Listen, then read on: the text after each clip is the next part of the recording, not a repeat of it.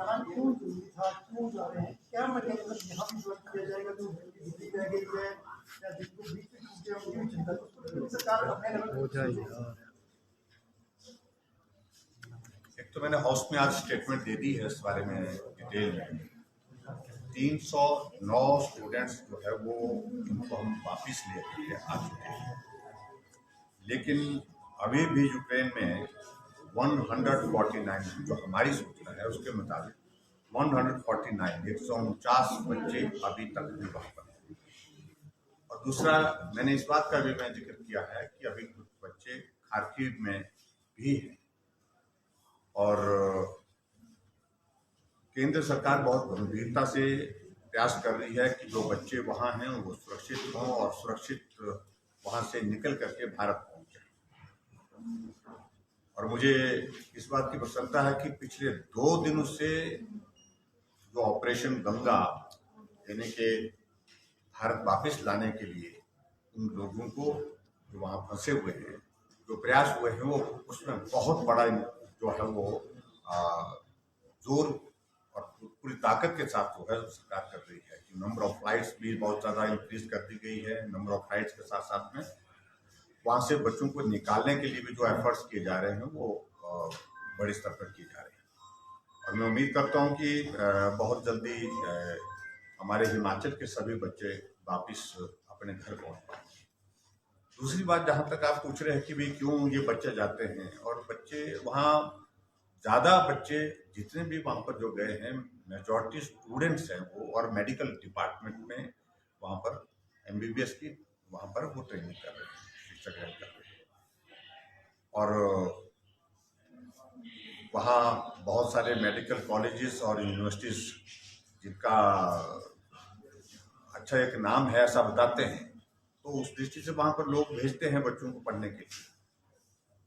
जो भी बच्चे वहाँ पर हैं उनको सुरक्षित पहुंचाना आज की तारीख में ये हमारे लिए ज़्यादा महत्व का विषय है। सर, जो बाकी सारी चीज़ों को लेकर के आने वाले समय क्या चीज़ें होंगी, कैसे होंगी, उन सारी चीज़ों को लेकर के बाद में बात कर सकते हैं। सर, जो खार्किव में बच्चे हैं उसमें हिमाचल के कितने हैं जो डाटा आया अपार्ट फ्रॉम स्टूडेंट, क्या कोई वर्किंग अभी इस तरह की डिटेल जो थोड़ा सा मेरे पास इस वक्त अवेलेबल नहीं है, लेकिन हमारे पास हमने कहा कि इसको थोड़ा अलग अलग इसको सेग्रीगेट करना चाहिए कि अलग अलग एरिया में, ताकि जो बच्चे जहाँ फंसे हैं कि उनका सेफ पैसेज क्या हो सकता है, किस तरीके से वहाँ से वो बाहर निकल सकते हैं, किस कंट्री में जा सकते हैं, क्योंकि जो 4 कंट्री जो उनके एडजॉइनिंग में है यूक्रेन के साथ जो लगती है, तो उसमें कहाँ से उनका सेफ पैसेज हो सकता है, जहाँ सेफ्टी ज़्यादा है वही रूट हमको अपनाना चाहिए। और इसके लिए हमारी केंद्र सरकार वहाँ की एम्बेसी के साथ जो है वो मिलकर के बात कर रही है कि जहाँ से सुरक्षित होकर के बच्चे निकल सकते हैं।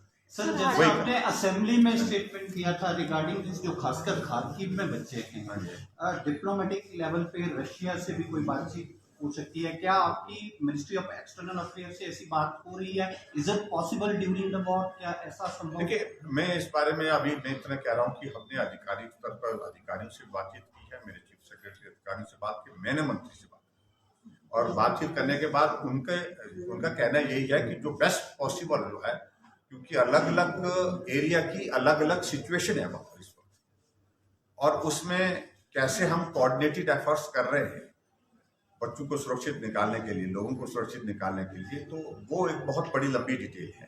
तो मैं समझता हूँ कि आपको विश्वास करना चाहिए, जब बच्चे हमारे जो है जिसका नंबर हमारा 309 बच्चे वहाँ से वापिस होकर के भारत आ गए हैं, हिमाचल आ गए हैं, तो हमारे लिए प्रसन्नता का विषय है। जो 149 बच्चे जो हमारी इंफॉर्मेशन के मुताबिक वहाँ पर रहे हैं वो भी आ जाएंगे। इसके अतिरिक्त सर, एक बैठक हुई, एक डेलीगेशन ट्रांसगिरी हिमालय रीजन से जो हाटी समुदाय है वो मिला है, आपसे बैठक भी हुई है। प्रदेश सरकार इनकी मांग को लेकर केंद्र से किस तरह से रिप्रेजेंट करेगी? देखिए, हाटी समुदाय की बहुत लंबे समय से मांग है कि उनको ट्राइबल का दर्जा मिले, और हमारी सरकार ने पहले भी प्रयत्न किए हैं, प्रयास किए हैं। मैं पहले भी गृह मंत्री जी से मिला हूँ, मैंने गृह मंत्री जी को लिखा भी है पहले, और अभी हाल ही में इस सारे विषय को और भी तेजी से आगे बढ़ाने के लिए हम प्रयास कर रहे हैं। अभी हाल ही में हाटी समुदाय की एक जो है वो एक जनरल एक मीटिंग हुई थी, कुंबली जिसको बोलते हैं, महाकुंबली, वो उन्हें आयोजित की थी। उसके मुताबिक उन लोगों ने अपने इश्यूज को लेकर के वहाँ पर अपनी बात की है। आज मुझसे मिलने आए थे, तो हिमाचल प्रदेश सरकार की ओर से जो रिपोर्ट हमको जो है आरजीआई को भेजनी थी तो वो हमने पॉजिटिव बना करके भेजी है। और ऐसे में हम कोशिश कर रहे हैं गृह मंत्रालय के साथ और गृह मंत्री जी से साथ बात करने की कि हम इस कम्युनिटी को, इस एरिया के जो जिसमें हमारे 3 विधानसभा क्षेत्र मुख्य तौर से सिरमौर जिले के आते हैं, तो उनको इस दर्जे को देने में सफल हुआ। हमें भी इस बात की खुशी होती है। और वहाँ बात भी सच्ची है कि एक भाई उनका जो है वो ट्राइबल में है, दूसरा भाई ट्राइबल में नहीं है, क्योंकि जो जौनसार के एरिया में लोग बस गए तो वो ट्राइबल का दर्जा मिल गया। तो ऐसे में उनकी एक बात इस प्रकार की जो है वो जायज है, उसको हम पूरा सहयोग और समर्थन। और सर, सदन में बजट अनुमानों पर चर्चा हो रही थी। नेता प्रतिपक्ष मुकेश अग्निहोत्री ने साफ शब्दों में कहा कि सरकार 6,276 करोड़ का नया लोन लेने वाली है। 31 मार्च तक ये 70,000 करोड़ के करीब पहुंच जाएगा। आप ऐसे इसीलिए मैं कह रहा हूँ कि मुकेश जी पता नहीं क्यों जल्दबाजी में, और वो जल्दबाजी में उस वहां दिख रहे हैं, इस तरह से दिख रहे हैं कि अकेले को ही जल्दी लगी। आज तक जितने भी आंकड़े हमने दिए हैं, उन आंकड़ों पर अगर हम नजर मारें, कभी ये 80,000 का बोलते हैं, 80,000 करोड़ का लोन हो गया।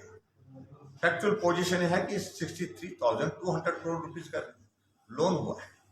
अपनी गवर्नमेंट में कांग्रेस ने 28,000 से ज्यादा का जो है 28,000 करोड़ से ज्यादा का लोन लिया है पिछले 5 सालों में, जब वो सत्ता में थे।